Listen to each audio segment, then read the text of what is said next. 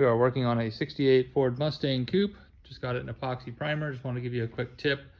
If you want to get your trunk hinges out of the way so you can prime and get into the jams here. I just used an old piece of bed frame, but you can use any kind of angle iron or bar stock or something and hold them down in case you don't want to sit there and try to mess with the torsion bars or dismantle them or whatever. So anyway, there you go.